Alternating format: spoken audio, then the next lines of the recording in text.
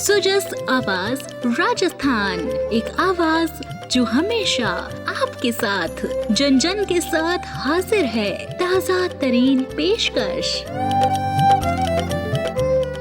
नमस्कार, सुजस बुलेटिन में आपका स्वागत है। मैं हूं शेखर और मेरे साथ है मेधा। सबसे पहले आज की खास खबरें। मुख्यमंत्री भजनलाल शर्मा ने की राजस्थान जैन सभा द्वारा सामूहिक क्षमावाणी कार्यक्रम में शिरकत। कहा, जैन धर्म में वैश्विक शांति और सद्भाव का संदेश। जयपुर में खोले के हनुमान जी मंदिर रोपवे पर हुई मॉक ड्रिल। ट्रॉली में फंसे यात्रियों को जवानों ने सकुशल किया रेस्क्यू। उप मुख्यमंत्री दिया कुमारी ने IIFA host city signature ceremony में की शिरकत। कहा, ये आयोजन राजस्थान की संस्कृति और पर्यटन को वैश्विक मंच पर भी सशक्त रूप से करेगा प्रदर्शित। ये दिन न केवल हमारे अपने आध्यात्मिक शुद्धिकरण का पर्व है, बल्कि समाज और संसार के प्रति हमारी जिम्मेदारियों को भी स्मरण कराता है। जैन धर्म क्षमा याचना का बहुत महत्व है। अभी आपने सुना मुख्यमंत्री भजनलाल शर्मा को, जिन्होंने आज जयपुर में महावीर पब्लिक स्कूल में राजस्थान जैन सभा द्वारा आयोजित सामूहिक क्षमापन पर्व समारोह में शिरकत की। श्री शर्मा ने पूज्य संतों का आशीर्वाद प्राप्त करते हुए उपस्थित प्रबुद्ध जनों को संबोधित किया। मुख्यमंत्री ने कहा कि गलती होना स्वाभाविक है, लेकिन उस गलती को स्वीकार करते हुए क्षमा मांग लेना बहुत बड़ा मानवीय गुण है और सामने वाले को क्षमा कर देना उससे भी बड़ी बात है। मुख्यमंत्री ने कहा कि क्षमा मांगने से कटुता और द्वेष भाव समाप्त होता है, जिससे समाज में शांति और सद्भाव का मार्ग प्रशस्त होता है। श्री शर्मा ने कहा कि यह दिन हमारे आध्यात्मिक शुद्धिकरण का पर्व होने के साथ साथ समाज के प्रति हमारी जिम्मेदारी का भी स्मरण करवाता है। जैन धर्म में क्षमा याचना का बहुत बड़ा महत्व है। आज इस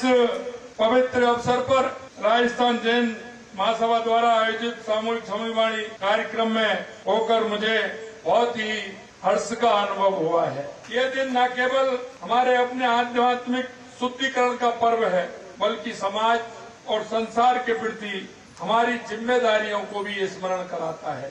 जैन धर्म क्षमा याचना का बहुत महत्व है। जैन धर्म के अंदर क्षमा याचना से आत्मशुद्धि होती है और जिसमें व्यक्ति अपनी गलतियों को स्वीकार करता है, उनके लिए वो क्षमा मांगता है और क्षमा मांगते हुए, क्योंकि क्षमा याचना से संबंधों में सुधार होता है, क्योंकि वह एक दूसरों को महसूस करता है कि आप उनकी भावनाओं का सम्मान करते हैं। क्षमा याचना से मानसिक शांति भी मिलती है, क्योंकि ये व्यक्ति को अपनी गलतियों के बोझ से मुक्ति दिलाती है। क्षमा याचना आध्यात्मिक विकास में मदद करती है, क्योंकि ये व्यक्ति को अपने कर्मों के परिणाम को स्वीकार करने और उन्हें शुद्ध करने का अवसर भी देती है। इस अवसर पर मुख्यमंत्री ने समाज की मांग पर जैन छात्रावास के लिए जमीन आवंटन का सकारात्मक आश्वासन भी दिया। साथ ही उन्होंने कहा कि मुख्यमंत्री निवास पर संतों और मुनियों का सदैव स्वागत है। श्री शर्मा ने कहा कि जैन धर्म का 10 लक्षण पर्व मानवता के लिए प्रेरणा स्रोत है। ये पर्व न केवल आध्यात्मिक उन्नति का मार्ग दिखाता है, बल्कि सामाजिक सामंजस्य और शांति की भी नींव रखता है। उन्होंने कहा कि इन गुणों का अनुकरण करते हुए हम न केवल अपने जीवन को शुद्ध कर सकते हैं, बल्कि समाज को भी सुखी और समृद्ध बना सकते हैं।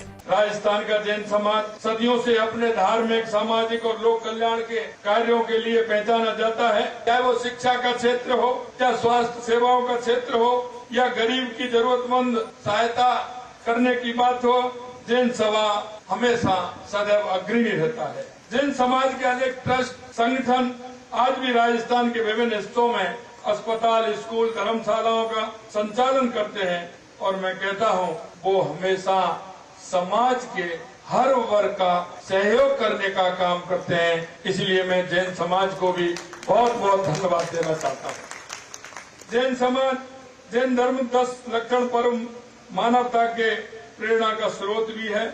10 लक्षण न केवल आध्यात्मिक उन्नति का मार्ग दिखाते हैं, बल्कि सामाजिक सामंजस्य और शांति की नींव भी रखते हैं।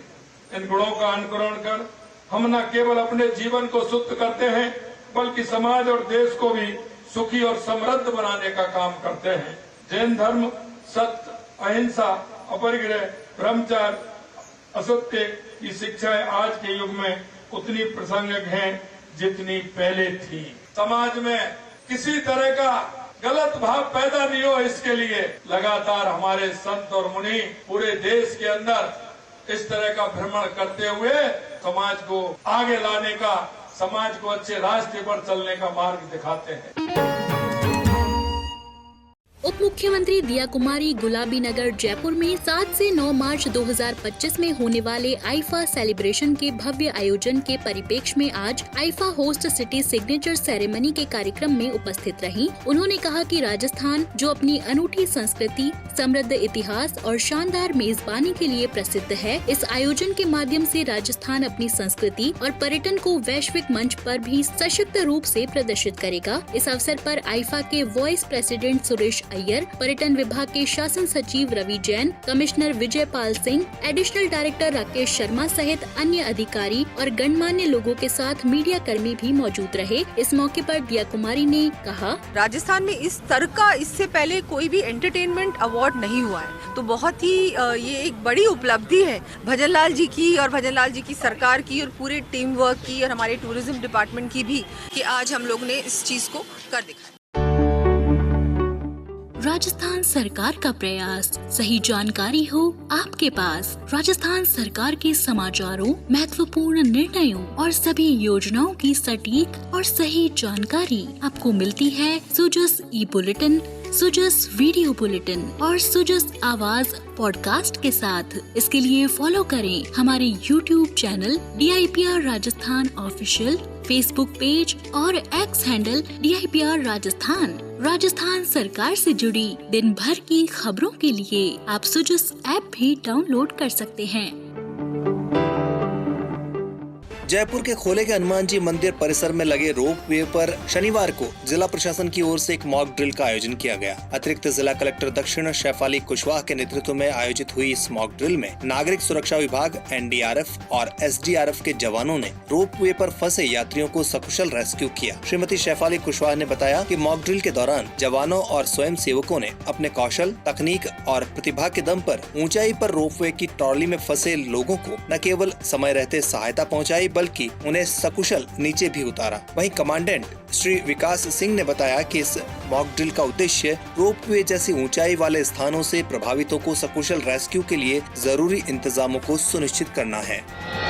मानसून की मेहरबानी के बाद अब राजस्थान सरकार का फोकस प्रदेश की सड़कों पर साफ सफाई और उनकी मरम्मत के साथ पौधरोपण के संरक्षण पर है। इसी को लेकर स्वायत्त शासन विभाग के प्रमुख शासन सचिव राजेश यादव ने उच्च अधिकारियों के साथ बैठक की। इस दौरान उन्होंने अधिकारियों को जरूरी दिशा निर्देश दिए। इस बैठक में श्री यादव ने कहा कि मानसून के कारण शहर में जगह जगह पेड़ और झाड़ियां बेतरतीब तरीके से बढ़ गए हैं, जिनकी छंटाई करना जरूरी हो गया है ताकि शहर की सुंदरता बनी रहे। उन्होंने मानसून के दौरान किए गए पौधरोपण के संरक्षण को लेकर भी अधिकारियों को दिशा निर्देश दिए। श्री यादव ने कहा कि अतिवृष्टि के कारण शहर की सड़कों को भी काफी नुकसान हुआ है। अधिकारी खुद टूटी सड़कों के मरम्मत काम की मॉनिटरिंग करें और ये तय करें कि मरम्मत कार्य में अच्छे पदार्थ का इस्तेमाल किया जाए। साथ ही उन्होंने कहा कि टूटी सड़कों से आम जन को परेशानी का सामना करना पड़ रहा है। ऐसे में समस्या को जितना जल्द हो सके उतना जल्द खत्म किया जाए। श्री यादव ने अधिकारियों से कहा कि फील्ड पर उतरकर शहर की सफाई व्यवस्था का भी निरंतर जायजा लें। गंदगी और आवारा पशुओं के कारण बाहर से आने वाले लोगों और विदेशी पर्यटकों में शहर की अच्छी तस्वीर नहीं जाती है। ऐसे में शहर की साफ सफाई व्यवस्था पर खास ध्यान दिया जाए और आवारा पशुओं की समस्या को भी खत्म करने पर फोकस किया जाए।